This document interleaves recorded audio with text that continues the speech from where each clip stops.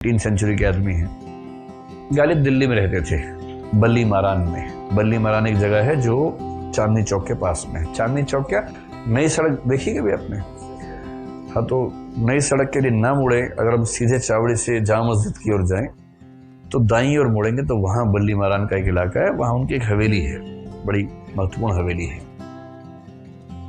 बड़े मस्त मौला आदमी थे, एक नंबर के पियक्कड़ थे, पीने से कोई समझौता नहीं, कमिटमेंट थी उनकी, मतलब पीने को लेकर।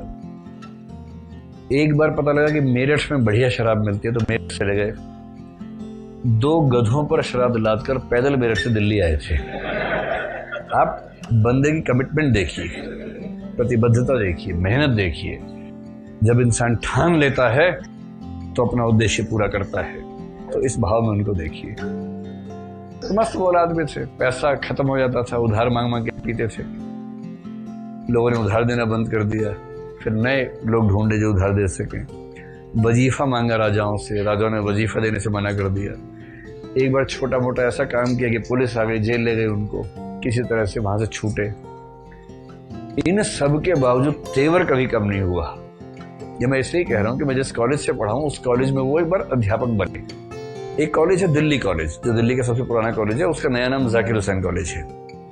तो वो एकदम नई दिल्ली स्टेशन के पास अजमेरी गेट पर पहले था, अब तो बिल्डिंग दूर चली गई वहां से। तो जब हमने वहाँ पढ़ाई शुरू की तो हम बताया गया कि मिर्जा गालिब इसी कॉलेज के अध्यापक थे। मैं तो धन्य हो गया, मैंने कहाँ से पैर पड़े थे बताओ, थोड़ा मिट्टी लगा ले माथे पर। फिर पता लगा आए नहीं कॉलेज, तो मेरा ये क्या बात हुई भाई? तो पता लगा कि उस समय एक ब्रिटिश प्रिंसिपल थे कॉलेज के, उनको इन्वाइट किया कि आप यहाँ पढ़ाइए। मिर्जा गालिब इक्के में बैठ कर आए। उस समय इक्का ही चलता था ना, तांगा जिसको बोलते हैं। कॉलेज के बाहर उतरे, देखा प्रिंसिपल बाहर रिसीव करने आया ही नहीं, वापस चले गए।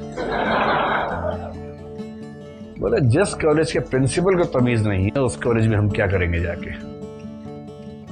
और गए, गिलास निकाला, शुरू कार्यक्रम। कोई मतलब ऐसा तेवर जो हिंदी फिल्मों में राजकुमार का था, जानी इस्तीफा तो हम जेब में लेके चलते हैं। ध्यान है कोई फिल्म का डायलॉग, इस्तीफा तो नौकरी तो शौक पूरा करने के लिए कर रहे हैं, इस्तीफा तो जेब में रहता है, लो इस्तीफा हमारा। उस भाव में ऐसे विचित्र मस्त मौला आदमी थे, लेकिन लिखते क्या थे। एक बार लाल किला उसी इलाके में है, बहादुर शाह जफर उस समय राजा थे, उनके दोस्त थे। तो समझिए कि ये लाल किला है, लाल किले के एकदम सामने सड़क जा रही है, ये चांदनी चौक का इलाका है। यहाँ पर मिर्जा गालिब बैठे थे एक दुकान में, चाय वाय पी रहे थे। राज कवि यहाँ से अपने घोड़े पर जा रहे थे, तांगे वांगे पर जा रहे थे। राज कवि को देखने खून खोल जाता था। ये राज कवि नहीं थे, ये अच्छे कवि माने जाते थे पर राज कवि नहीं थे। तो राज कवि को कुछ छेड़ दिया इन्होंने रास्ते में, राजा के चमचे जा आ गया, ऐसा कुछ कह दिया, ऐसा कुछ कह के छेड़ दिया। उस चमचे ने जाति राजा को बोला कि ऐसे बोल रहे थे। उन्हें बुलाया गुस्से में गालिब को, आओ गालिब इधर। कस के डांट लगाई गालिब को, ऐसे बोल सकते हो, तुम्हारी ये हिम्मत कैसे हो, ये हो। तो फिर एक कंपटीशन सा हुआ। गालिब ने कहा मैं तो एक शेर बोल रहा था। तो क्या शेर बोल रहे थे? तो तुरंत अपने राजा को ठीक करने के लिए शेर गढ़ा, वहीं पर शेर बोला, हर एक बात पे कहते हो तुम के तू क्या है। वो तेरा तू है क्या, तू ये वाला जो भाव आता है ना, उस भाव के लिए कह रहे हैं। हर एक बात पे कहते हो तुम के तू क्या है, तुम ही कहो कि ये अंदाज़ गुफ्तगू क्या है। ये क्या तरीका है बात करने का भाई। और अगली लाइन में तो ऐसा धोए राजा को, रगों में दौड़ते फिरने के हम नहीं कायल, जब आंख ही से न टपका तो फिर लहू क्या है।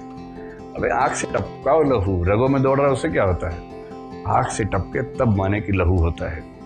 तो गालिब गालिब है, गालिब की बात अलग है। इसमें क्या मुश्किल शब्दों का प्रयोग किया गया है या बहुत आसान भाषा है? रगों में दौड़ते फिरने के हम नहीं कायल, जब आंख ही से न टपका तो फिर लहू क्या है। एकदम आसान भाषा, और भाषा इतनी आसान कि तुरंत दिल को छेद कर देती है, दिल के अंदर। ये जो उर्दू की बात है, ये चमत्कार गालिब का है, चमत्कार बिहारी के पास भी है। बिहारी के पास चमत्कार भी छोटे छंद दोहे में है, इनके पास गजल में, शेर में है। शेर भी मुक्तक है, दोहा भी मुक्तक है बिहारी का। एक मुक्तक सुनाते हैं बिहारी तो चमत्कार हो जाता है, एक मुक्तक सुनाते हैं गालिब तो चमत्कार हो जाता है, पर दोनों चमत्कारों में अंतर है। और तब वो तुलना कर रहे हैं कहत नटत और गालिब के शेरों की। और अंत में निष्कर्ष निकालते हैं, कविता और शेर में अंतर यह है कि कविता लिखी जाती है और शेर कहा जाता है।